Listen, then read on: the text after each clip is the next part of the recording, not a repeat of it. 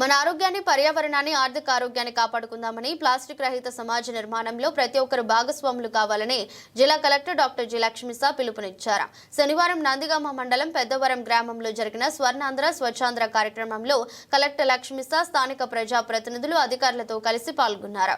ఈ సందర్భంగా కలెక్టర్ మాట్లాడుతూ గౌరవ ముఖ్యమంత్రి రాష్ట్ర ప్రభుత్వ మార్గదర్శకాలకు అనుగుణంగా ప్రతి నెల 3వ శనివారం ప్రత్యేక థీమ్తో స్వర్ణాంధ్ర స్వచ్ఛాంధ్ర కార్యక్రమాలను నిర్వహిస్తున్నామని, ఈ ఏడాది జనవరిలో న్యూ ఇయర్ క్లీన్ స్టార్ట్ తో కార్యక్రమం ప్రారంభమైందన్నారు.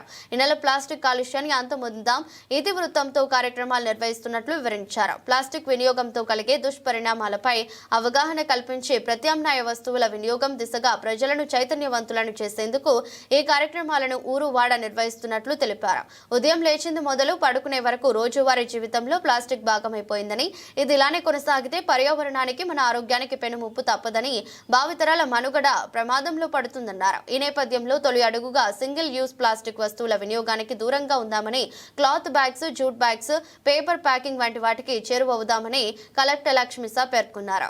స్వచ్ఛాంధ్ర స్వర్ణాంధ్రలో భాగంగా జూలై 3వ శనివారము ప్లాస్టిక్ సింగిల్ యూజ్ ప్లాస్టిక్ అంతం థీమ్తో జిల్లా వ్యాప్తంగా ఎన్టీఆర్ జిల్లాలో ఆ కార్యక్రమం చేయడం జరుగుతుంది. ఈ కార్యక్రమం ముఖ్య ఉద్దేశం పర్యావరణాన్ని మనం కాపాడుకోవాలి, అలాగే సింగిల్ యూజ్ ప్లాస్టిక్ లేకుండా చేయాలి, అట్లాగే మన పరిసర ప్రాంతాన్ని కాపాడుకుంటూ ఆరోగ్యాన్ని సంరక్షించుకుంటూ ముందుకెళ్ళడానికి ఈ కార్యక్రమము స్వచ్ఛంద స్వర్ణాంధ్ర కార్యక్రమం ప్రతి నెల ఒక్కొక్క థీమ్తో ముందుకు వచ్చి ప్రజల్లో చైతన్యం తీసుకొచ్చి అవగాహన కల్పించి ఒక్కొక్క నెల ఒక్కొక్క థీమ్ మీద ఒకసారి ప్లాంటేషన్, ఒకసారి ఈ చెక్, ఒకసారి రిసోర్స్ అలాగే ఈసారి సింగిల్ యూజ్ని అంతం చేసే కార్యక్రమంతో ముందుకెళ్తున్నాము.